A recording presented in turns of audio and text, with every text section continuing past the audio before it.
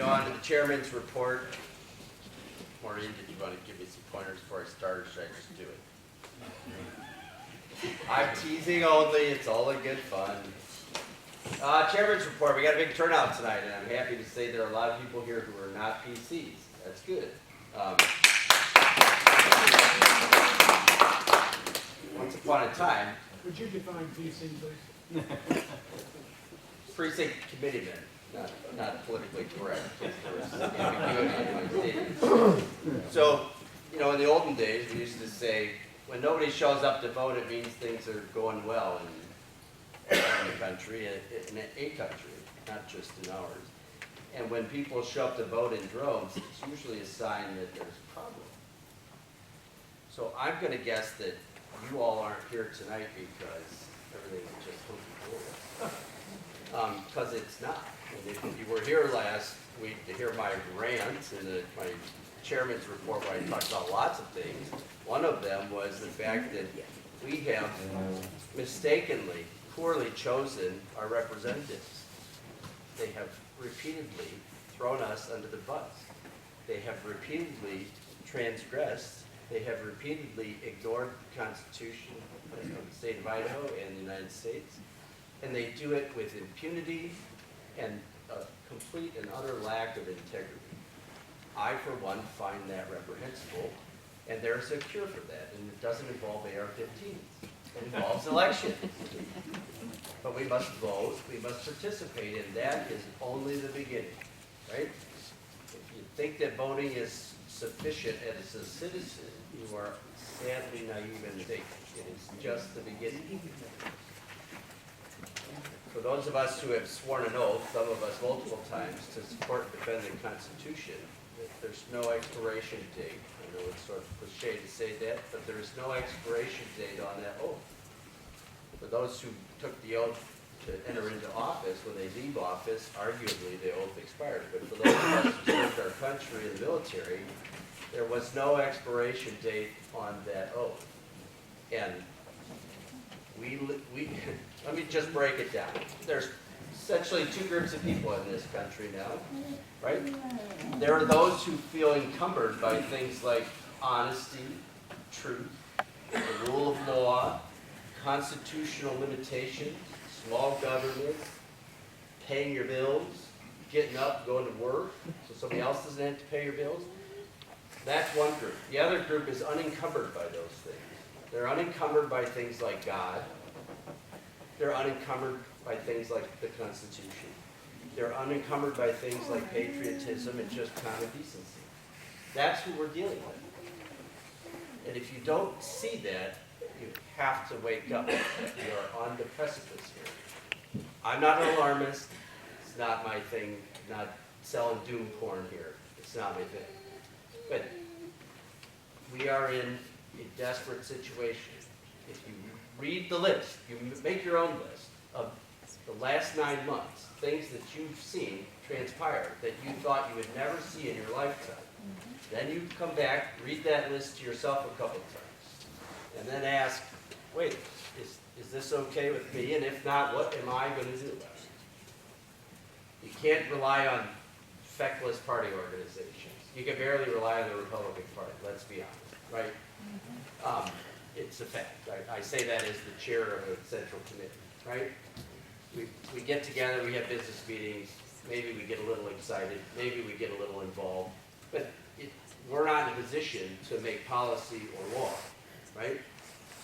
We can vote like you, we can try to organize to get the vote out, but we don't make laws here. We're not a legislative body.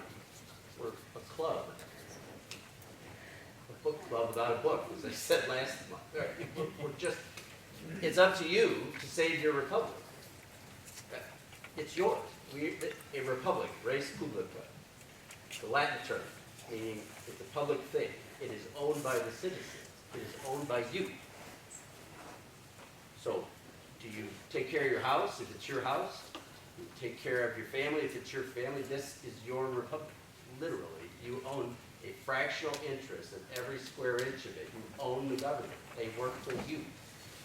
Does it feel like that? No.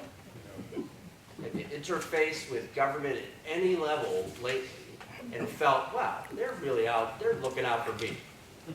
You don't come away very often.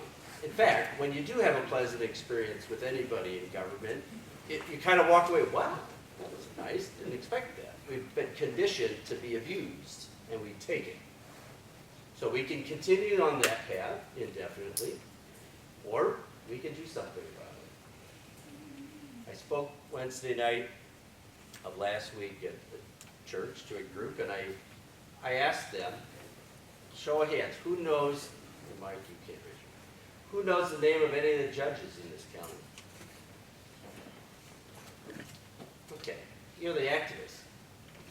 Just a handful of hands went up. Who knows how any of those judges got on the bench? Who voted for any single one of them? Right? Magistrates aren't elected. They're picked by the chosen. District judges, the game is rigged so that one resigns or retires and then the replacement gets appointed and they're the incumbent and lawyers don't want to run against them. That's how judges are picked throughout Idaho. Scary. And if you can't get recourse to the legal system, what are you supposed to do? Do you know how many calls I've fielded in the last 18 months? I want to sue because I shouldn't have to wear a mask. No kidding. Who owns the Bonner County Courthouse? You do. And those princes and princesses in black dresses tell you what to do in that building. They don't own it. All they do is operate what goes on in their respective courtrooms. The building belongs to us. It's owned by Bonner County, and that means, because we're a republic, it's you. So, how's that working out, this republic thing? We have ceded our republic to unelected people who disrespect us. So, we could come to meetings, we can go home angry, or we could do something.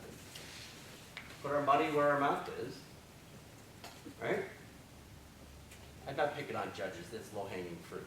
I only use that to illustrate the point that most people don't even know how the people who decide their rights, or whether their rights will be protected, how those individuals are even selected. Most people don't even know.